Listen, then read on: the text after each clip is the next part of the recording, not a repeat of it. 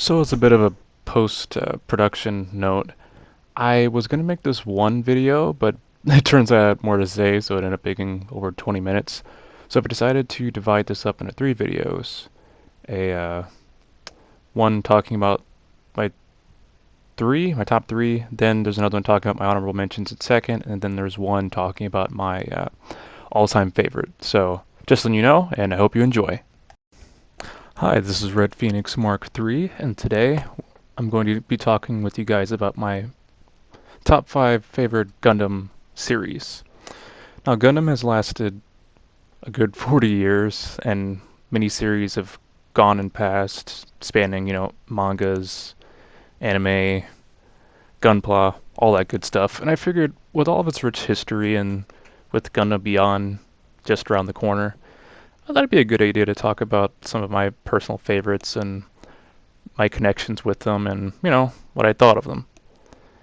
So, if for some reason I don't actually mention anyone's favorites in here, doesn't mean I don't like them. For instance, I like 8th MS Team and Stardust Memory, but they're not my top 5. Like, I still appreciate them in the grand scheme of things and how they kind of play into the whole lore of Gundam, well, at least in the Universal Century timeline. But I just have others that I feel more of a connection to, either because of plot reasons or just because of how they appeal to me personally. So if I don't mention any of your favorites, just mention them in the comments and maybe we can get a discussion going. I am eager to see what you guys think with all of these different series just running around. So yeah. Alright, and at number 5 we have Mobile Suit UC, or Unicorn Gundam. And this takes number 5 spot for me because in a lot of ways, well, it is a continuation of the original Universal Century timeline. And we come into contact with returning members such as Kai Shiden and I believe we see Beltachika Norm at some point. Beltachika Orm at some point in the story. Then there's just lots of different voice actors that I just kind of recognize from other things, such as Steve Staley, who's voiced many different characters in the Gundam franchise. And it's just nice to see everything come full circle. Like, we have the Delta Plus, which is a variation of the Hyakushiki from Zeta Gundam, and there's other such suits and references to the past, especially heavily from Char's counterattack, that it just kind of puts everything in perspective and it blends everything together in a somewhat cohesive way. In between the design, the story, and also Gundam narrative for that matter, I really enjoyed the ride. And coming up at number 4, we have Gundam Iron-Blooded Orphans, a interesting direction that was taken for the Gundam franchise, because it takes place in its own little universe where we follow the youth who live on Mars, who they're called human debris because they're considered lesser citizens because of how they were brought up about, and it's like a coming of age story, and at the same time just the story of just beating the odds and doing your best to succeed and do your best by your family.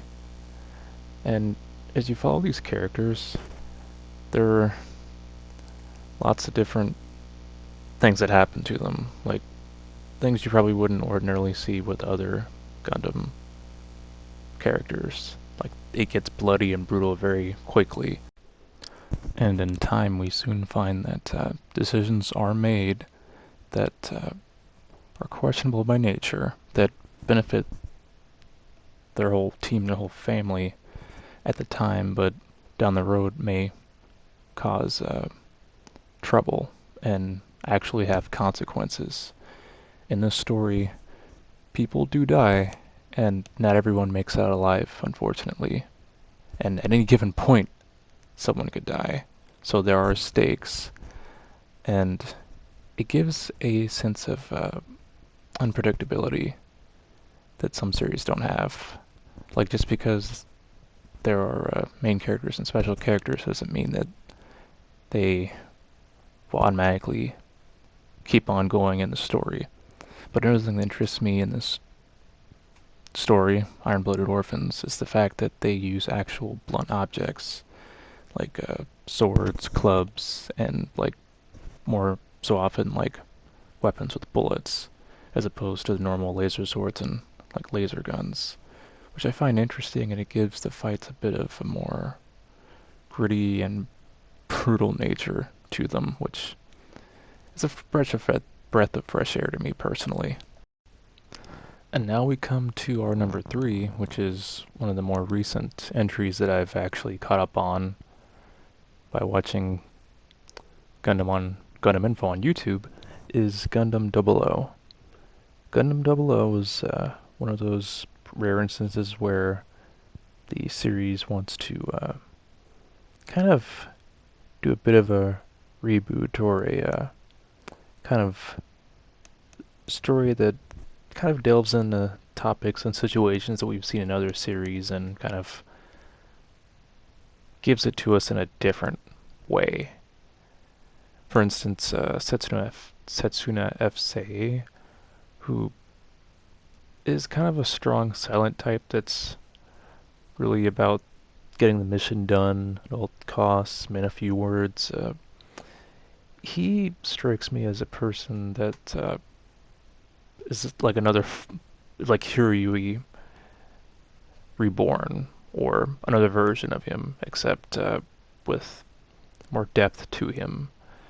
Because in this, we see that he gets more development, and we see and learn more about him as a character.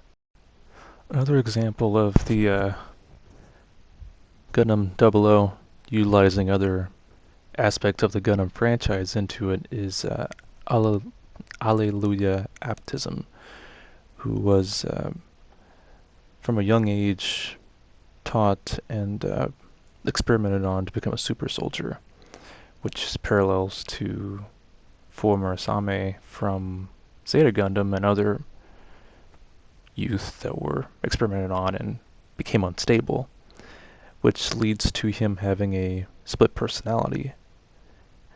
And another aspect that's kind of interesting is the fact that his Gundam has a Wave Rider-esque mode similar to Zeta Gundam and Gundam Wing. And filling in our cool guy person of the team, we've got our Lock-On Stratos, who is our de facto leader, and just all around probably the most balanced of the team.